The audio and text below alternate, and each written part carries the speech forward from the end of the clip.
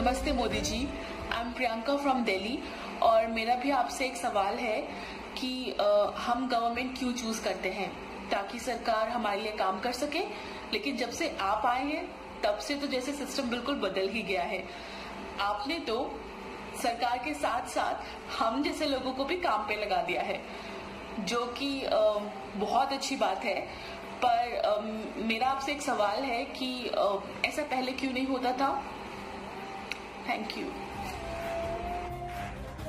ये जो सवाल पूछ रही हैं कि आप लोगों से लोगों को जोड़ते हैं सरकार के काम के साथ, और चाहे वो गैस सब्सिडी की बात हो, कई चीज़ों में आप एक आप अपेक्षा रखते हैं जनता से, तो ये किस तरह का एक आपका प्रियंका ने बहुत अच्छा सवाल पूछा है।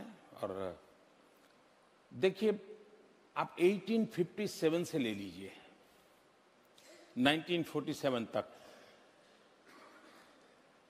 उसके पहले भी जा सकते हैं, लेकिन मैं 1857 पे जाता हूं, जब प्रथम स्वातंत्र संग्राम हुआ 1857 का।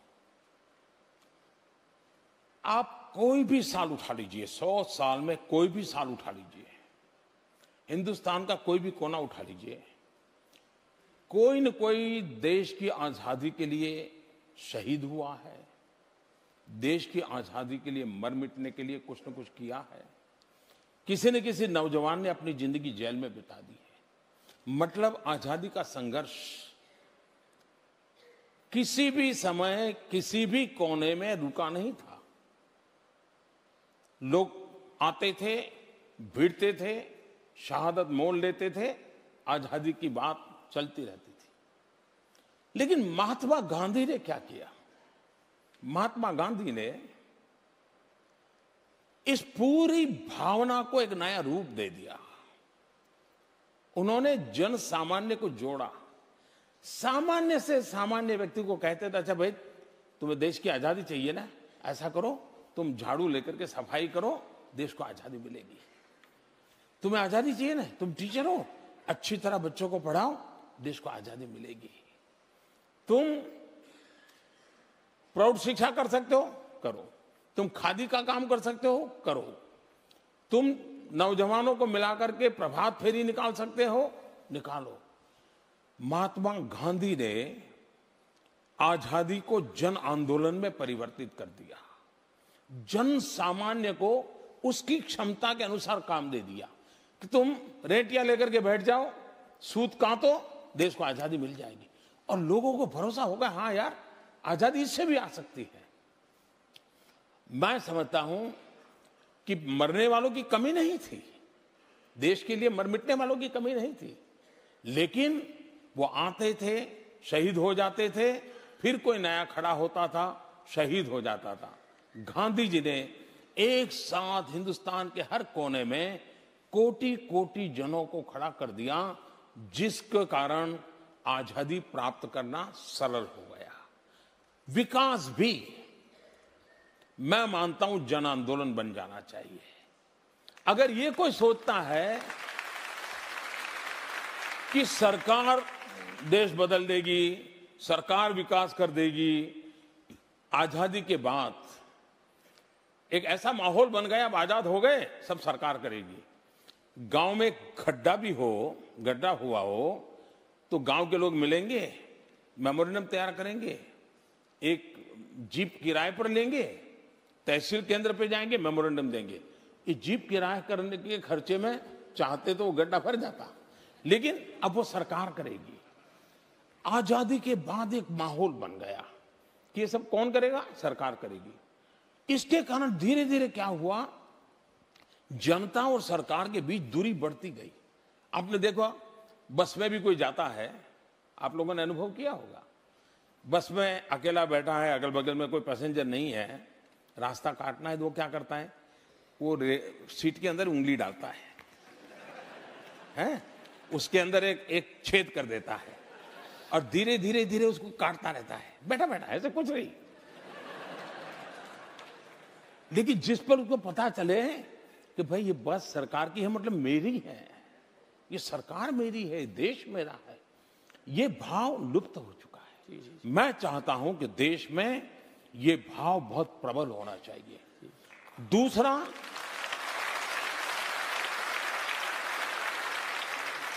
लोकतंत्र ये कोई कॉन्ट्रैक्ट एग्रीमेंट नहीं है कि मैंने आज थप्पा मारा, वोट दे दिया, अब 5 साल बेटे काम करो, 5 साल के पूछूंगा क्या किया है, वरना तो दूसरे को ले आऊंगा।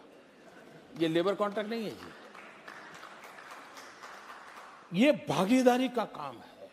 और इसलिए मैं मानता हूं कि पार्टिसिपेटिव डेमोक्रेसी, इस पर बल देना चाहिए। और आपने अनुभव किया होगा, जब नेचुरल कैलेमिटी होती है, सरकार से ज्यादा समाज की शक्ति लग जाती है और हम कुछ ही पलों में देखते हैं कि उस समस्या के बाहर निकलने में ताकत आ जाए। क्यों? जनता जनार्दन की ताकत बहुत होती है। लोकतंत्र में जनता पर जितना भरोसा करेंगे, जनता को जितना ज्यादा जोड़ेंगे, परिणाम मिलेगा।